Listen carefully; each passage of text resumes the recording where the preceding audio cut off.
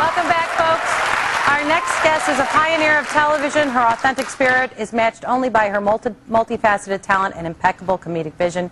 Carol not only paved the way for countless women in entertainment, she also made a deep and lasting impression on my family and me. Please welcome the one and only Carol Burnett.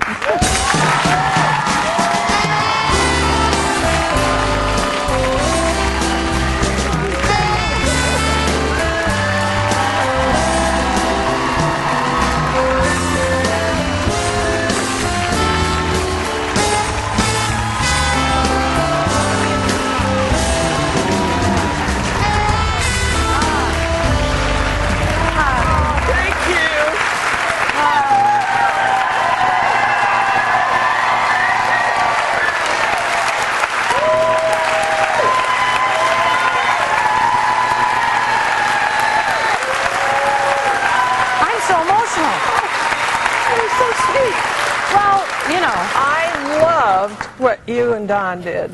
Oh. That was hysterical. Oh, well, thank you. Absolutely wonderful. Thank Do you really bend that way? You did that? It was brilliant. It was brilliant. oh, well, thanks for the influence. I can't bend anyway. I don't know what. Could you, I mean, I think growing up with the influence of your comedy, and you know, also I think what also made an impression on me as a young woman was your kindness. You always had so much kindness in everything that you did. When you spoke to the audience at the beginning of the show, made such an impression, and that you were so lovable that when you took us in a way away from all of our problems, all of our worries. Oh, Bonnie, that's so sweet. Thank you. Well, it's so powerful. And two, I'll tell you what stays with me are Carrie's words. My daughter. Oh, I met Carrie when you were doing the special at CBS a long time ago when Bob Wright introduced us, who later became my producer because he had worked with you. Right. And need he say any more? Oh, wasn't he something, Bob? Yeah, the best. Good guy. And his daughter works on our show here. Oh, that's Kelly's great, here. Kelly. Yeah. Oh, all in the super. family. It sure May I is. read Carrie's words? Yes. This just stays with me. Our legacy is really the lives we touch, the inspiration we give, altering someone's plan, if even for a moment, and getting them to think, rage, cry, laugh, argue, walk around the block dazed. More than anything, we are remembered for our smiles, the ones we share with our closest and dearest, and the ones we bestow on a total stranger who needed it right then. And God put you there to deliver.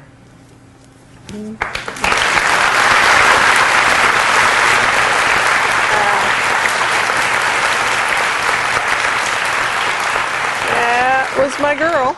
Yeah, she was so much like you, though, wouldn't you say, Carol? I think she was more than certainly a lot more versatile. She could do so many more things, and she talk about being out there. That was Carrie. She never met a person she didn't know, and she would always. I remember when she was ill and in the hospital, and going through all the chemotherapy and all of that, and the nurse came out in the hall to say, she said, Carrie is always so up and cheerful. If I come in and, I don't look good, she cheers me up. And she said, I asked Carrie how she can be going through all of this and still be so cheerful. And what she said was, I wake up every morning and decide, today I'm going to love my life. I know you. So that's you write that in the book, and all the anecdotes, the humor, the legacy of your entertainment life, but also how much you respect what Carrie gave you, the gift of her life. Right. Makes such an impression. I recommend, not only if you're in this business, people want to read the book, but if you have any family, any love, any compassion or loss that's been unbearable, it is so comforting because of the respect and gratitude that you show, not only as a mother, but as a person who just appreciated her. Oh, she was special. Yeah. And definitely. Well, she comes from a very special person. Thank you. And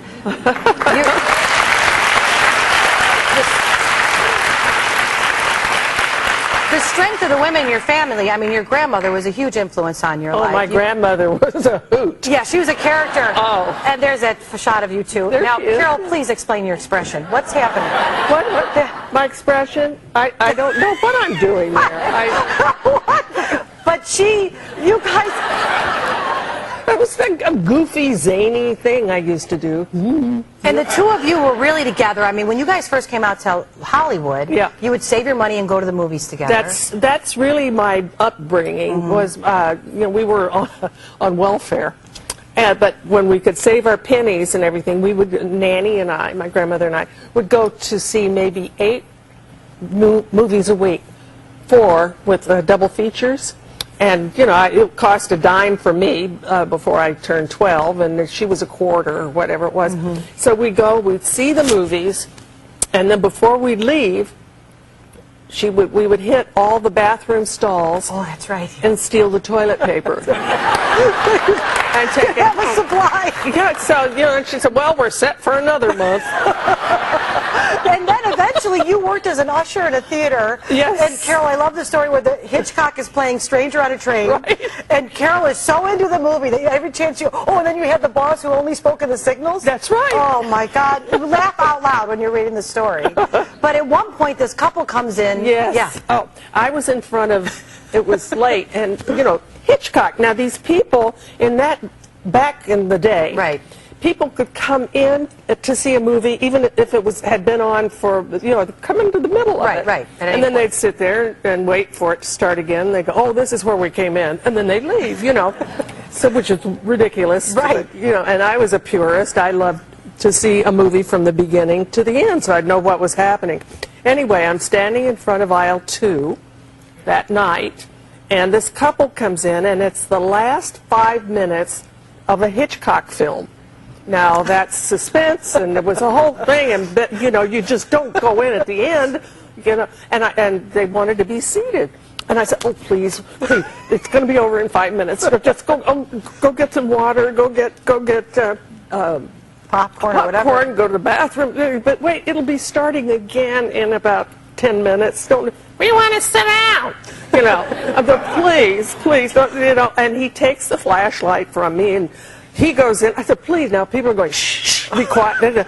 I get him back out into the lobby. That convinces them to go back out in the lobby. She's like, you can't ruin the movie for yourself. Yeah, you dodos. Anyway, so we wore these harem outfits with the big balloon pants and epaulets here and this and that and a fez on top of the head and that's what I looked like, a fool. Anyway, so the manager, who was certifiable, he came up to me and he said, what's going on here, Burnett?